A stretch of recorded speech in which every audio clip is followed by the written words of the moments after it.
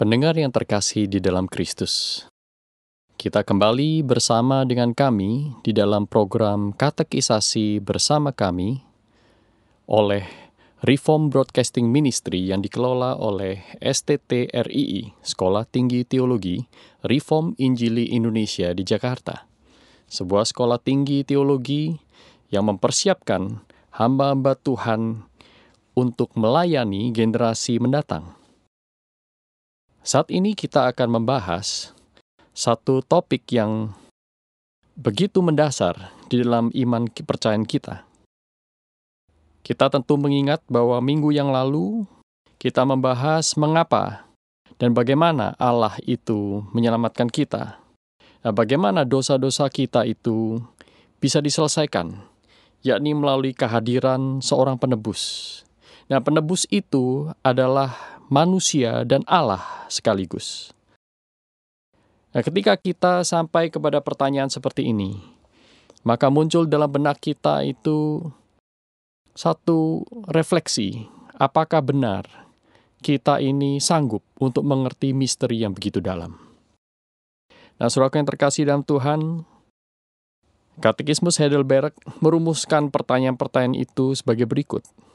Dalam pertanyaan yang ke-16 dikatakan demikian, mengapa dia, penebus itu, haruslah seorang manusia sejati dan benar? Dan dalam pertanyaan yang ke-17 di sana ditanyakan, dan mengapa dia harus juga Allah yang sejati?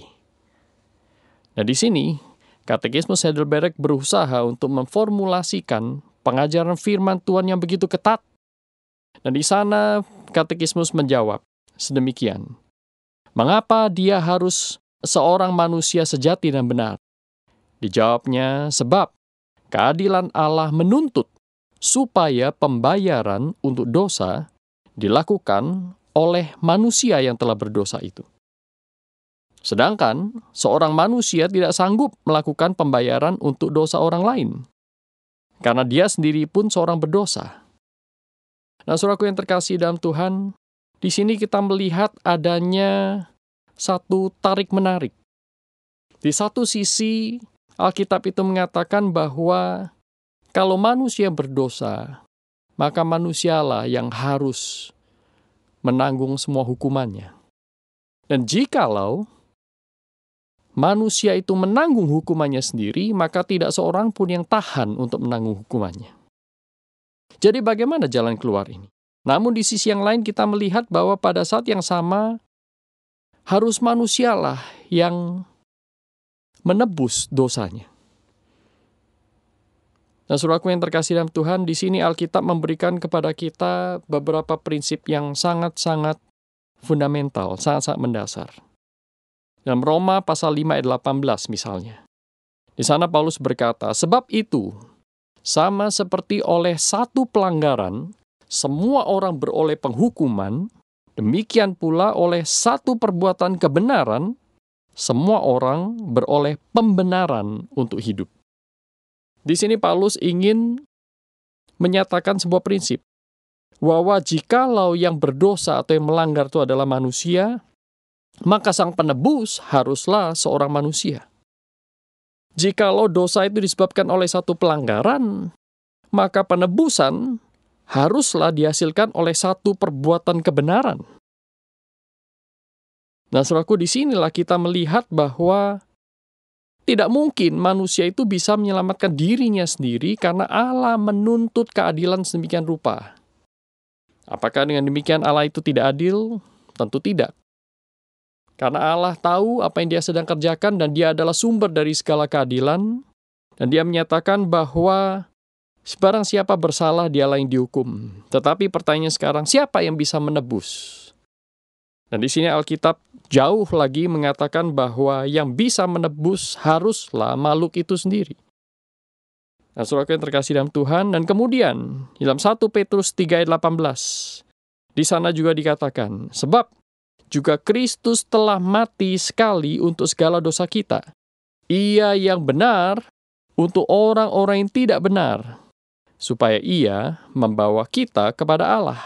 Ia yang telah dibunuh dalam keadaannya sebagai manusia, tetapi yang telah dibangkitkan menurut roh. Di sini kita melihat bahwa Kristus adalah manusia yang sejati. Petrus menuliskan bahwa ia itu dibunuh dalam keadaannya sebagai manusia. Dia melakukan kebenarannya ketika dia berinkarnasi menjadi manusia. Dan dia lakukan itu ketika dia berada dalam manusia, dia adalah manusia, dan dia lakukan itu untuk manusia. Nah, disinilah kita melihat satu pengharapan yang besar. Satu pengharapan di tengah-tengah kegelapan yang sangat pekat.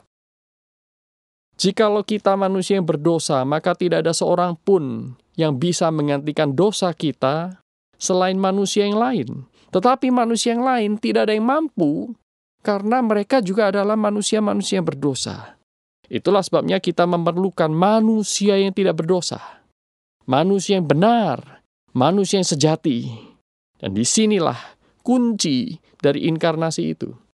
Nah, saudaraku yang terkasih dalam Tuhan, Kristus turun menjadi manusia, manusia sejati, sehingga ia dipersamakan sedemikian rupa, menjadi sama dengan manusia, mengalami segala sesuatu yang dialami oleh manusia, dan dia mati untuk manusia. Sehingga dengan demikian, keadilan Allah boleh dijawab. Keadilan Allah dipuaskan dan tidak dikompromikan.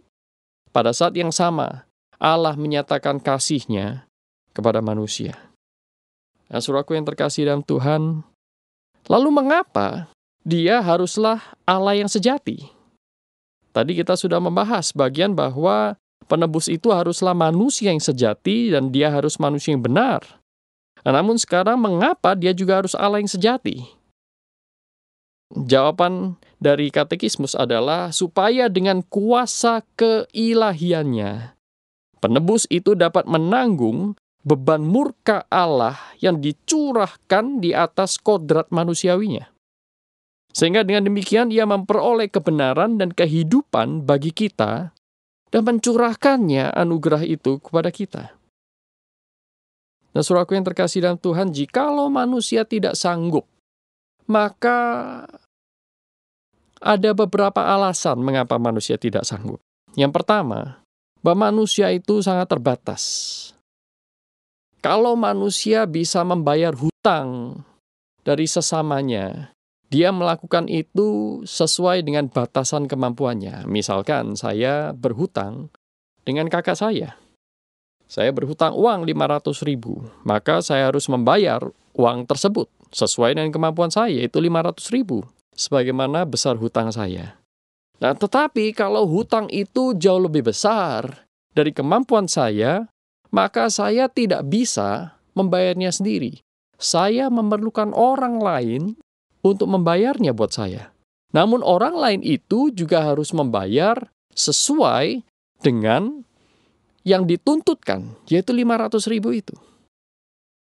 Nah, saudaraku, di sini dari ilustrasi yang sederhana ini kita melihat sebuah prinsip bahwa jikalau saya yang berhutang, maka saya harus membayar. Kalau saya tidak bisa membayar, harus orang lain yang mempunyai kemampuan lebih untuk membayarnya. Namun, bayaran itu harus tetap memenuhi standar keadilan, yaitu sesuai dengan hutang itu. Dan inilah yang sebenarnya terjadi, saudara. Kita berdosa. Ketika kita berdosa, kita bukan hanya semata-mata berhutang 500.000, 1 juta, atau berhutang tenaga kepada Tuhan 1 tahun, 2 tahun. Tidak. Tetapi ketika kita itu berdosa, kita sebenarnya sudah berhutang kepada Allah di dalam kekekalan. Semua hutang kita itu bersifat kekal karena kita sudah melawan Allah yang kekal. Kita sudah meremehkan kasih yang kekal. Kita sudah menjatuhkan kemuliaan yang kekal yang Tuhan sudah anugerahkan kepada kita, namun kita jatuh dalam dosa. Kita sudah meremehkan segala anugerah Tuhan yang kekal, persekutuan bersama dengan Sang Kekal. Nah, ketika kita mempunyai hutang di dalam kekekalan seperti ini, kita yang terbatas ini tidak lagi mampu untuk membayar hutang-hutang tersebut. Kalau saya sendiri tidak sanggup membayar itu, haruslah orang lain yang membayarkan buat saya sehingga saya bisa dibebaskan, bukan? Nah, apakah ada satu manusia pun yang bisa membayarkan hutang kekekalan saya? Jawabannya adalah tidak. Karena Alkitab mengatakan semua orang telah berdosa, semua orang telah kehilangan kemuliaan Allah, atau dengan kata lain, semua orang mempunyai hutang yang sama. Sehingga tidak ada seorang pun yang bisa membayar hutang kekekalan bagi orang lain, karena bagi dirinya sendiri pun dia tidak bisa membayar. Itulah sebabnya mengapa Sang Penebus itu haruslah, selain dia manusia sejati dan benar tidak bercacat celah, dia juga haruslah Allah. Karena apa?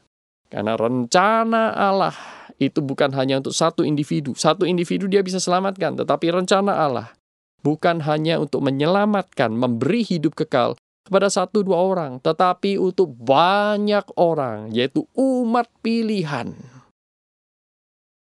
Nah, saudaraku, itu sebabnya hal ini hanya bisa dikerjakan oleh Allah. Itulah yang dikatakan oleh Katekismus Heidelberg ketika mengatakan bahwa dengan kuasa keilahiannya lah Kristus dapat menanggung beban murka Allah untuk memenuhi standar keadilannya. Itu di atas kemanusiaannya. Sehingga dia haruslah Allah yang sejati dan manusia yang sejati. Dan di sini kita melihat kesaksian Alkitab yang luar biasa. Dalam Yesaya pasal 9 ayat 5 misalnya. Di sana dikatakan, sebab seorang anak telah lahir untuk kita, seorang putra telah diberikan untuk kita. Lambang pemerintahan ada di atas bahunya.